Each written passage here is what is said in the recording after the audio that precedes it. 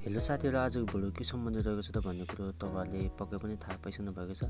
आज चाहिँ हामी सिक्नेवाला छौं कल फरवर्ड हैन। त्यो चाहिँ कसरी गर्ने, फोन फरवर्ड कसरी गर्ने हैन, त्यो गर्नुको फाइदाहरु चाहिँ के छन् त हैन, त्यो सम्बन्धी चाहिँ आज हामी छलफल गर्नेवाला छौं। यदि तपाईलाई पनि जान्न मन छ भने भिडियोलाई अन्तिमसम्म हेर्न नभुल्नुहोला। यदि तपाई च्यानलमा नयाँ हुनुहुन्छ भने च्यानललाई सब्स्क्राइब गरिदिनु होला है साथीहरु, किनभने मैले यस्तै जानकारीमूलक भिडियोहरु चाहिँ जहिले पनि तपाईहरुको सामु ल्याइराख्छु है साथीहरु। अब हामी विषयवस्तुतिर लागौं है साथीहरु।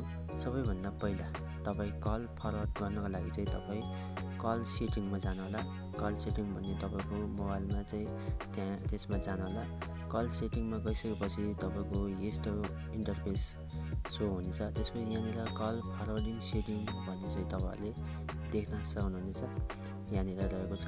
यसमा एकचोटी टच गर्नु होला है साथीहरु। यहाँ माथि रहेको छ, यहाँनिर हेर्नुस् त, यहाँनिर कल फरवर्डिङ सेटिङ भन्ने, यसमा एकचोटी टच गर्नु होला है। त्यसपछि यहाँनिर सिमहरु चाहिँ दुईटा रहेको छ है साथीहरु। तपाईहरुले कुन चाहिँ सिममा आएको कल चाहिँ तपाई फरवर्ड गर्न चाहनुहुन्छ, अर्को सिममा चाहिँ कुन चाहिँ सिममा आएको फोन अर्को नम्बरमा फरवर्ड गर्न चाहनुहुन्छ, त्यो सिममा तपाईले टच गर्नु होला।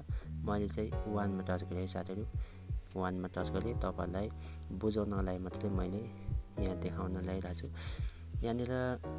यहाँनिर माथि हेर्नुस्, अलवेज फरवर्ड भनेको छ। यहाँनिर तल्लोमा व्हेन बिजी भनेको छ।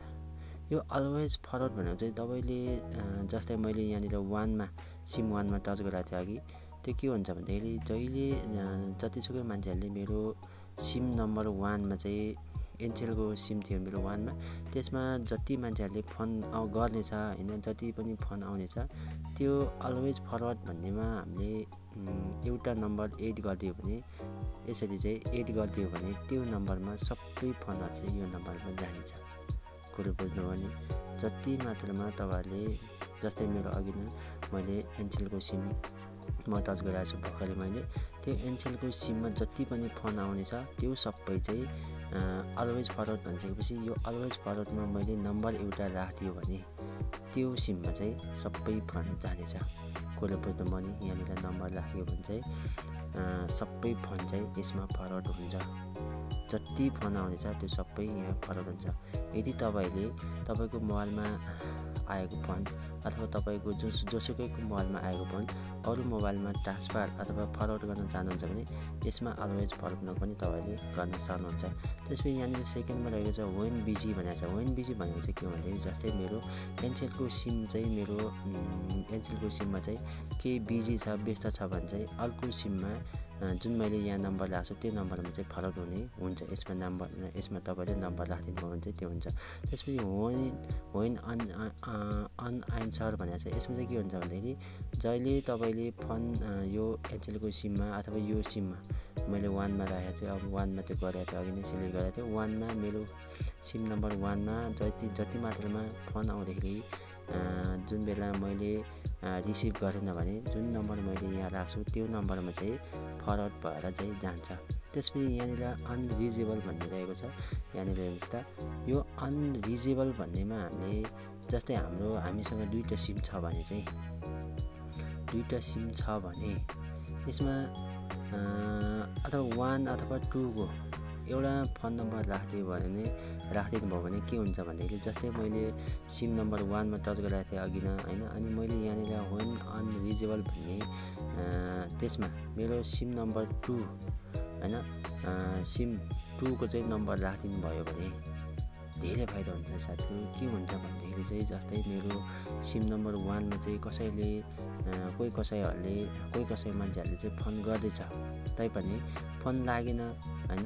हाम्रो एनसेल एनडिसी मेरो सिम रहेको छ। कहिलेकाहीँ के हुन्छ भन्दाखेरि हामीले सिमहरु बोक्दाखेरि एउटा सिममा फोन लाग्ने, एउटा सिममा फोन नलाग्ने, अथवा एउटा सिममा टावर आइरहेको हुन्छ, कुनै एउटा सिममा चाहिँ टावरै नआउने ठाउँहरु पनि हुन सक्छ हैन। त्यतिखेर चाहिँ के हुन्छ भने यसको फाइदा चाहिँ के हुन्छ भन्दाखेरि साथीहरु जस्तै मेरो सिम नम्बर 1 मा टावर नआउने जस्तो भइदियो, कुनै ठाउँमा त्यस्तै ठाउँमा पुगियो भने त्यस्तो बेला चाहिँ मैले यसमा मेरो सिम 2 को नम्बर चाहिँ यसमा राखिदियो भने चाहिँ मैले राखिदियो भने चाहिँ मेरो सिम नम्बर 1 मा फोन गर्दाखेरि कोही मान्छेहरूले फोन गर्दाखेरि चाहिँ फोन लागेन भने चाहिँ यो सिम 2 मा चाहिँ ट्रान्सफर भएर फोन आउँछ मेरो मोबाइलमा।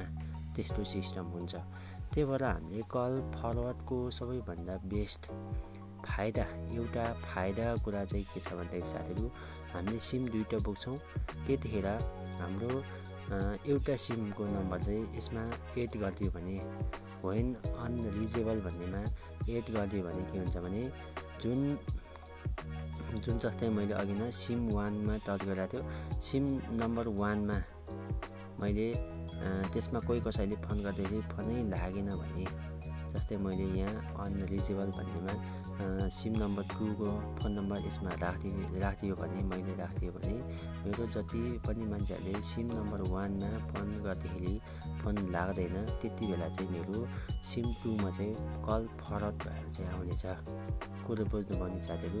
त्यसैले चाहिँ यसले काम गर्छ है साथीहरू। पक्कै पनि तपाईँहरूले कुरा बुझ्नुभयो होला है साथीहरू। यदि तपाईँले यस्तै गर्नुभयो भने यसरी चाहिँ तपाईँहरूले कल फरवर्ड गर्न सक्नुहुनेछ। कुरा धेरै इजिली रहेको छ है साथीहरू। पक्कै पनि तपाईँहरूले बुझ्नुभयो होला। यदि तपाईँले बुझ्नु भएन भने कमेन्टमा पनि छोड्न सक्नुहुनेछ है कुराहरू। केही कुराहरू लेखेर चाहिँ कमेन्टमा छोड्नु होला। अनि यदि तपाईँलाई यो भिडियो मन पर्यो भने भिडियोलाई एउटा लाइक अनि एउटा कमेन्ट पनि गर्नु होला, एउटा सेयर पनि गर्नु होला। अनि यदि तपाईँ च्यानलमा नयाँ हुनुहुन्छ भने च्यानललाई सब्सक्राइब गरेर चाहिँ जानु होला है साथीहरू। हस्, धन्यवाद।